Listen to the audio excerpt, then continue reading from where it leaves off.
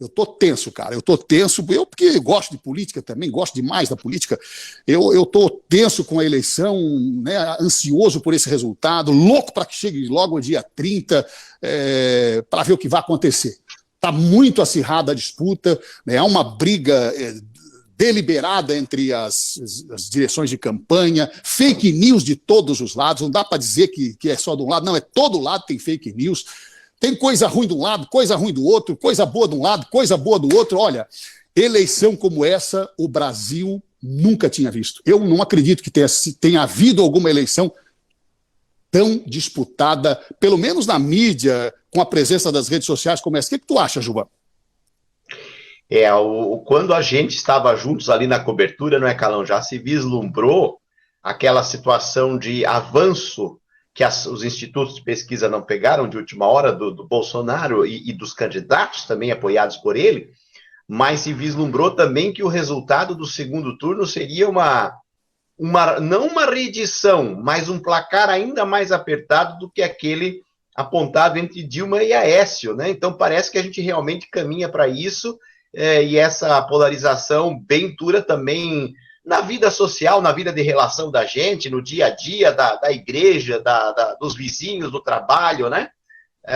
Eu estava conversando, Douglas, Calão, com o prefeito Douglas de Barra Velha, e comentando sobre isso, né? E eu com o Douglas, que a gente se conhece há mais de 30 anos, praticamente 40 anos que eu conheço o Douglas, e que somos de polos políticos opostos, ele justamente falando isso, né? Da polarização, mas, claro, da necessidade do diálogo civilizado, que é o que está se perdendo um pouco, né?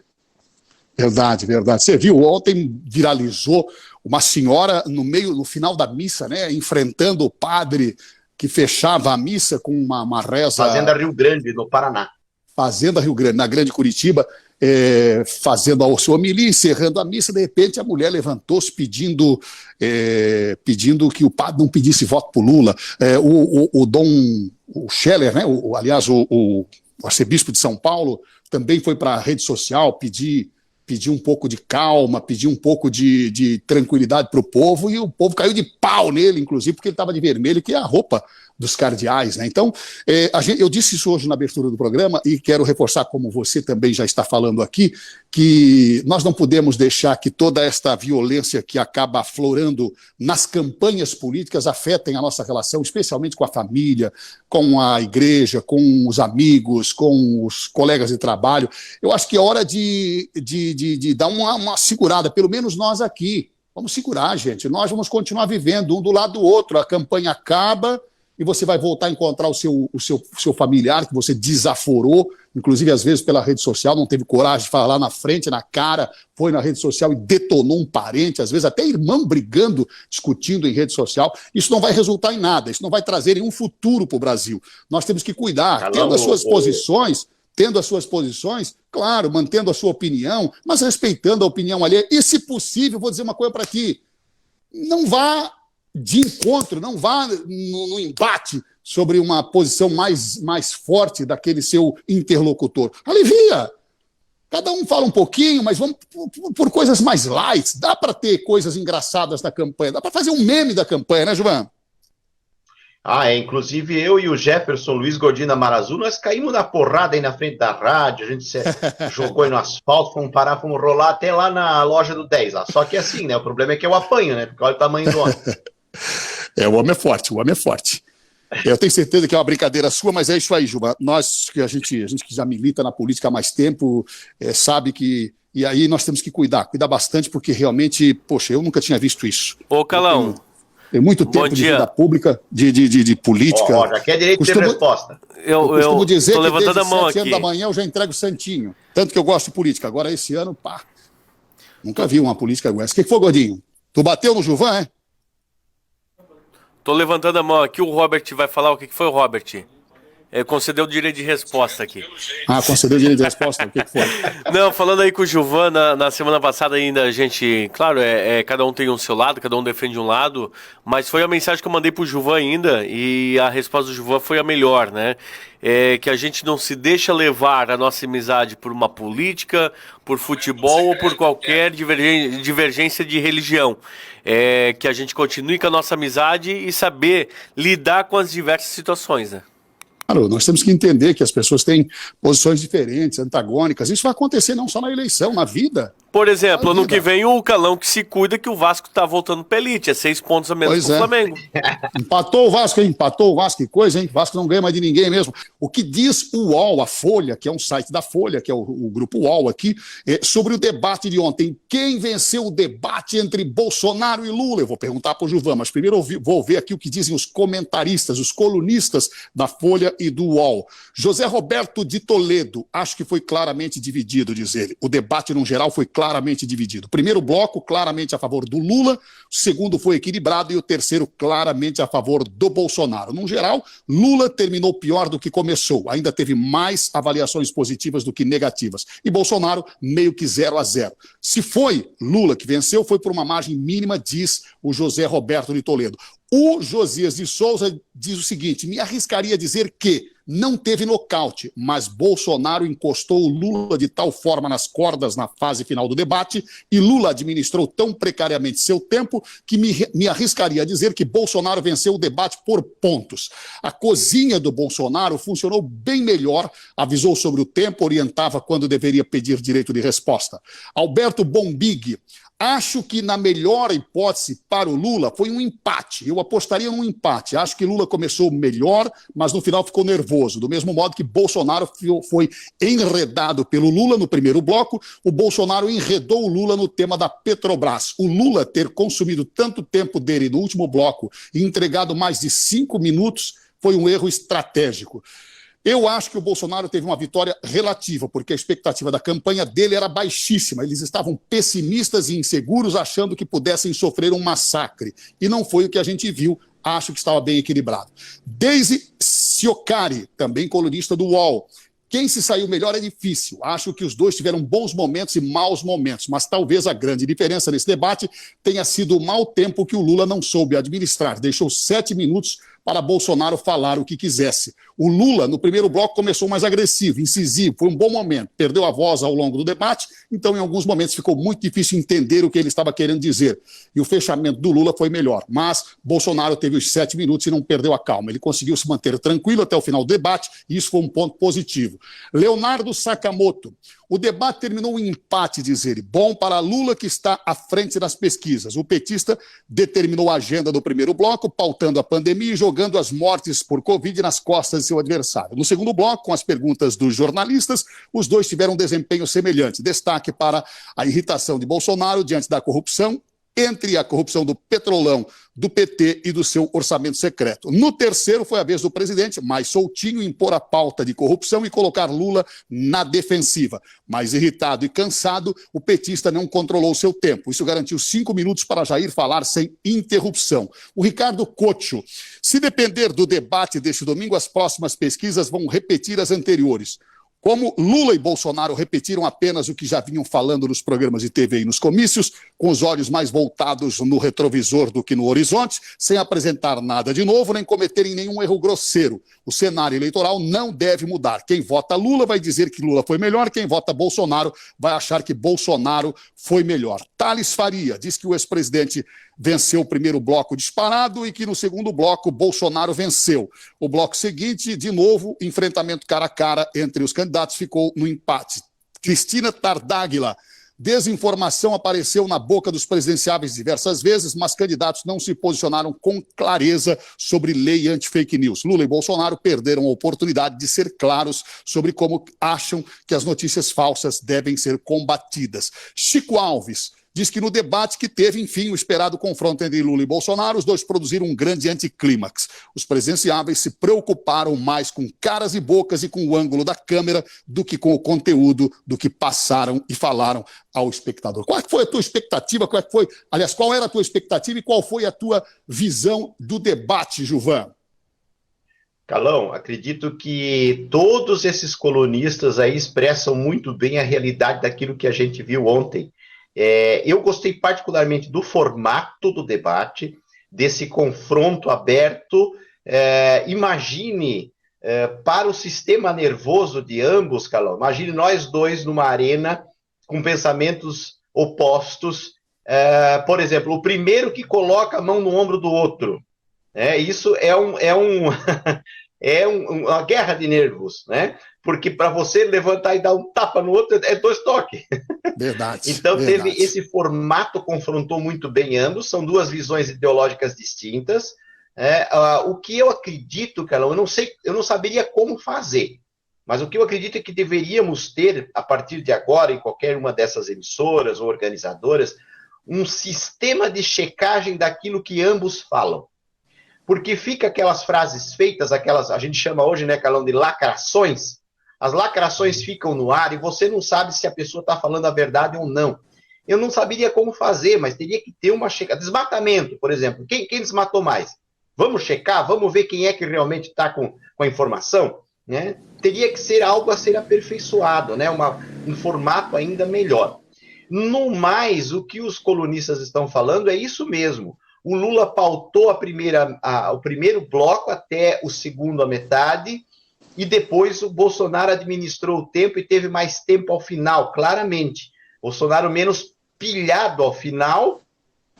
Bom, pilhados os dois estavam desde o início, mas o Bolsonaro conseguiu aquele tempo maior que lhe favoreceu da metade do segundo bloco para todo o terceiro bloco. Então, o Bolsonaro ali teve essa posição muito melhorada. Agora, o primeiro bloco, realmente, o Lula foi à ofensiva, né? Ambos não responderam à questão das fake news e ambos se enrolam na questão corrupção, porque se sabe que houve as denúncias em todos os 2 governos. Então, essa percepção realmente é de um empate e que resulta daquilo que nós estamos vendo, né, Calão? O equilíbrio das pesquisas.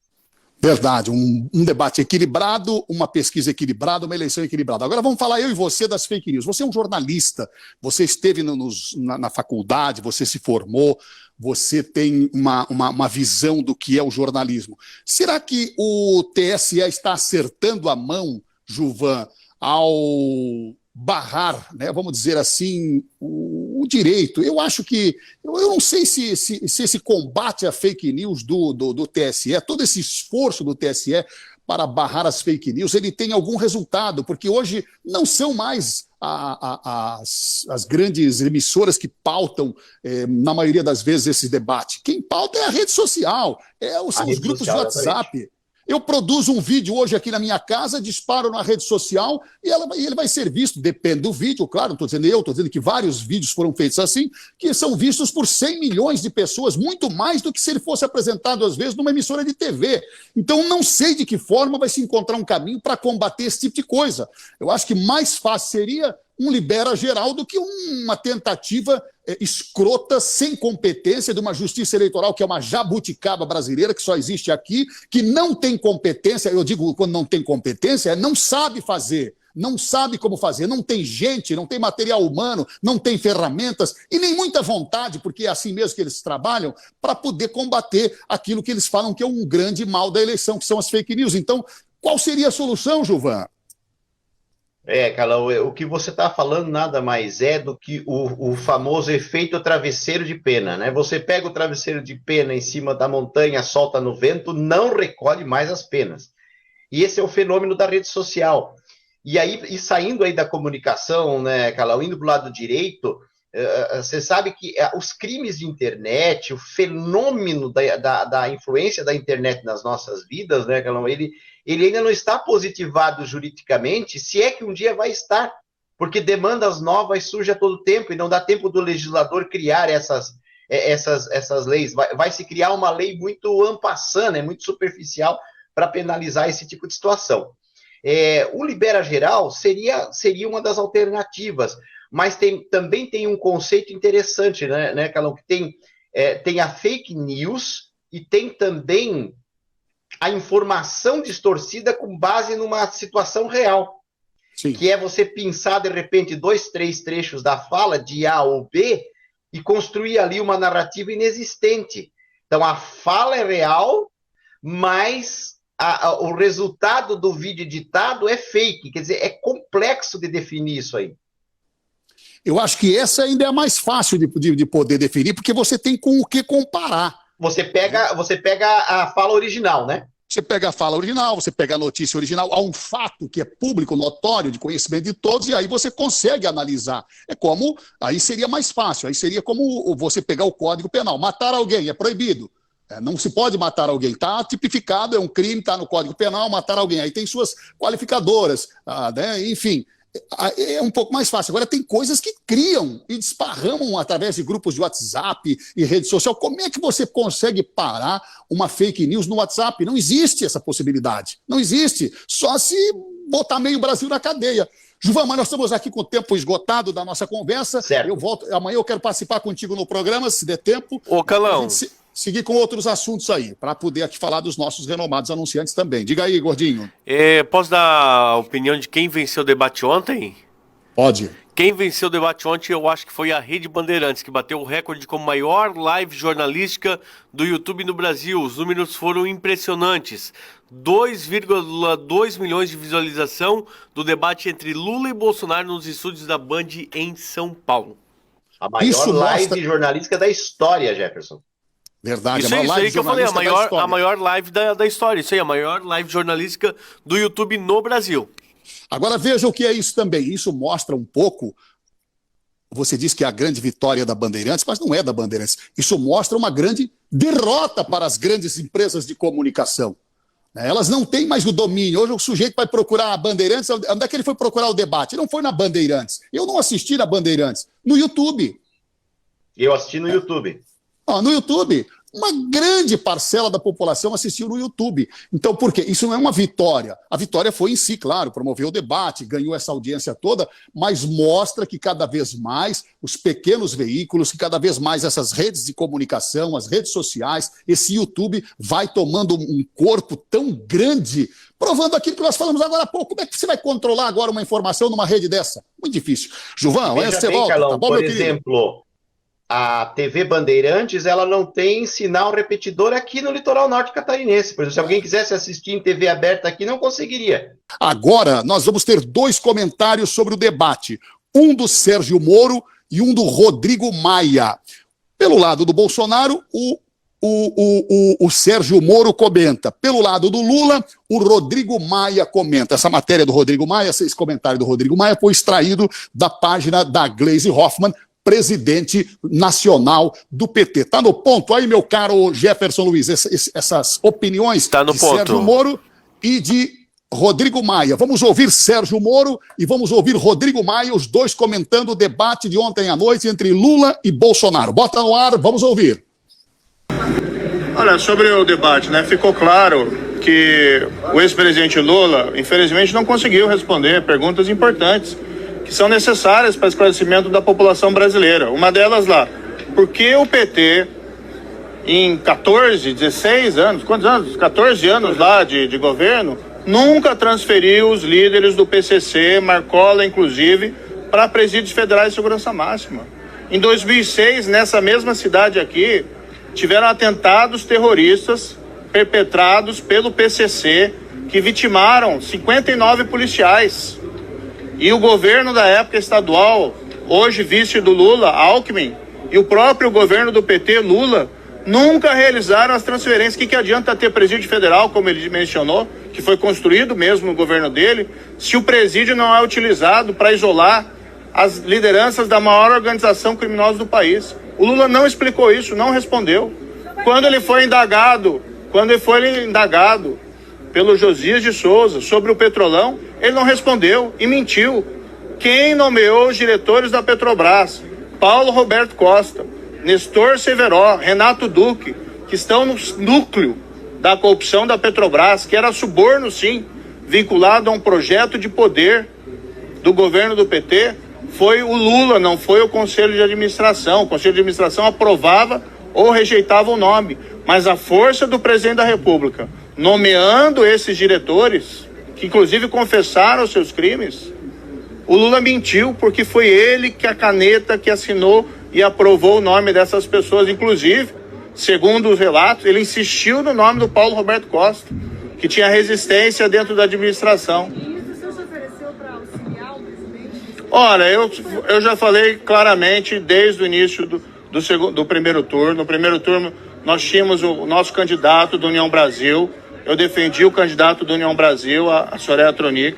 No segundo turno, eu me coloco claramente, eu sou contra o Lula e contra o projeto de poder do PT, que querem voltar, como diz o próprio Alckmin, querem voltar à cena do crime. Eu acho que isso é inaceitável. Eu preciso chegar na minha casa e poder olhar para o meu filho e dizer que o crime não compensa. E não consigo, nessas circunstâncias, aprovar qualquer volta do PT ao poder. Tenho, sim, minhas divergências com o presidente Bolsonaro, mas as convergências são muito maiores, e em especial em relação ao fato de que o PT, se nós permitirmos que o PT volte ao poder, eu acho que o Brasil caminha para um desastre não só econômico, mas moral. Olha, essa posição do Sérgio Moro, que acompanhou o debate ao lado do presidente Jair Bolsonaro. Quero mandar um abraço aqui ao pessoal do Baixo Canoas. Alô, pessoal do Baixo Canoas aqui em Luiz Alves. O braço Elza, o braço Cunha, muito obrigado pela audiência. Vamos agora uma opinião do Rodrigo Maia, pinçada lá da página da Gleisi Hoffmann, presidente do PT, sobre também um momento do Bolsonaro no debate. Vamos ouvir os dois lados, como sempre a gente faz aqui, procurando ouvir as duas posições. Vamos ouvir o Rodrigo Maia agora falando na página da Gleisi Hoffmann, tuitado pela Gleisi Hoffmann, o comentário dele a respeito de uma das partes do debate sobre o orçamento secreto. Bolsonaro falou e o Rodrigo Maia comenta. Bota no ar. Boa noite. Mais uma mentira do presidente Bolsonaro agora no debate. Tem que voltar novamente aqui para lembrar a todos que efetivamente o orçamento secreto, que pelo jeito não é tão secreto, ele tem a lista de quem recebe, né? Não diz os nomes, mas diz o número que os deputados de esquerda teriam recebido, né? Quer dizer, está secreto para a gente, está secreto para a imprensa. Para ele, claro que não, ele que executa o orçamento. Essa prerrogativa é dele, não é do Poder Legislativo. Mas eu encaminho aí a mensagem da criação do RP9, assinada pelo presidente da República e pelo ministro Ramos. São os dois criadores do RP9. De fato, o Congresso tentou, sessão do Congresso, LDO não passa pela Câmara, sessão do Congresso presidida pelo senador, presidente do Congresso Nacional, não tem nada a ver com a Câmara. Ele vetou, o veto foi mantido e ele criou o RP9 por uma mensagem assinada por ele e pelo ministro Ramos. Essa é a verdade. Infelizmente, de verdade, eles conhecem pouco. Ok, 8-2, está aí de um lado a posição do Sérgio Moro, acompanhando o debate ao lado do presidente Lula, aliás, do presidente Bolsonaro, e do outro lado, Rodrigo Maia, filho de César Maia, do Rio de Janeiro, acompanhando o debate ao lado do Lula ou ao lado da presidente Gleisi Hoffmann, do PT.